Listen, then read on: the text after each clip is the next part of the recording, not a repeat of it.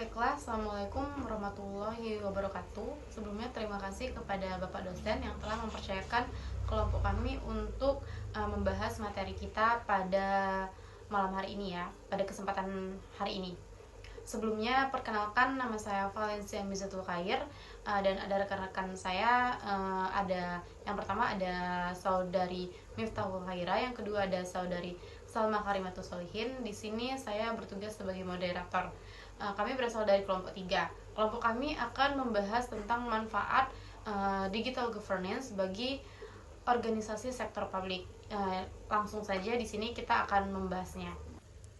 Baiklah, di sini kelompok kami akan membahas dampak dan manfaat digital governance bagi organisasi sektor publik. Pembahasan yang pertama yaitu ada dampak positif digital governance bagi organisasi sektor publik. Kemudian ada dampak negatif digital governance bagi organisasi sektor publik. Dan yang terakhir ada manfaat digital governance bagi organisasi sektor publik. Selanjutnya, di dampak positif ini, digital governance atau tata kelola digital memainkan peran penting dalam modernisasi sektor publik dengan memanfaatkan teknologi informasi dan komunikasi. Nah, penerapan membawa berbagai dampak positif seperti peningkatan efisiensi operasional, percepatan proses, dan aksesibilitas layanan publik yang lebih baik. Selain itu, digital governance juga mendorong transparansi dan akuntabilitas, memungkinkan masyarakat untuk lebih aktif terlibat dalam pengawasan kinerja pemerintah. Dengan demikian, digital governance tidak hanya mengubah cara pemerintah berinteraksi dengan masyarakat, tetapi juga meningkatkan kualitas pelayanan publik secara berkeseluruhan.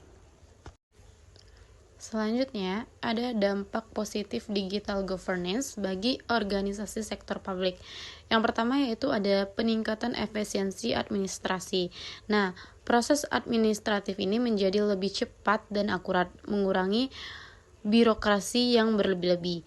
Yang kedua ada transparansi dan akuntabilitas. Meningkatkan pengawasan terhadap kinerja pemerintah dan masyarakat, dapat memantau dan mengevaluasi pelayanan publik secara langsung. Yang ketiga ada aksesibilitas yang lebih baik. Jadi aksesibilitas ini memungkinkan warga daerah terpencil mengakses layanan dan informasi. Kemudian yang keempat ada inovasi dalam pelayanan publik. Pemanfaatan teknologi seperti big data dan kecerdasan buatan atau EA mendorong pembuatan kebijakan berbasis bukti yang lebih efektif. Dan yang terakhir ada pemberdayaan ekonomi. Jadi memfasilitasi pelaku usaha kecil dan menengah dalam memasarkan produk secara luas, meningkatkan partisipasi ekonomi masyarakat melalui platform digital. Kemudian ada dampak negatif. Meskipun digital governance menawarkan banyak manfaat bagi sektor publik, penerapannya juga tidak lepas dari berbagai tantangan dan dampak negatif yang perlu diperhatikan. Salah satu isu utama adalah resiko keamanan cyber yang meningkat, di mana data sensitif pemerintah dan informasi pribadi masyarakat dapat menjadi target serangan oleh pihak yang tidak bertanggung jawab. Dampak negatif digital governance bagi organisasi sektor publik. Yang pertama, ketergantungan pada teknologi. Organisasi sektor publik dapat menjadi rentan terhadap gangguan teknis atau keamanan yang dapat menghambat operasional mereka. Yang kedua, kesenjangan digital, yaitu masyarakat yang tidak memiliki akses yang cukup terhadap teknologi mungkin terpinggirkan dari layanan yang disediakan secara digital. Yang ketiga, ketiadaan interaksi manusia. Penerapan yang terlalu fokus pada layanan digital bisa mengurangi interaksi langsung antara pemerintah dan masyarakat, dan mengurangi aspek kemanusiaan dalam pelayanan publik. Yang keempat, resistensi dan ketidakpastian. Implementasi teknologi baru dalam organisasi seringkali dihadapi dengan resistensi dan ketidakpastian dari pegawai dan masyarakat yang dapat menghambat efektivitas perubahan. Yang kelima, kerentanan keamanan data. Data sensitif yang disimpan dan diolah dalam sistem digital dapat menjadi target serangan siber yang mengancam keamanan informasi. Yang keenam, biaya dan investasi.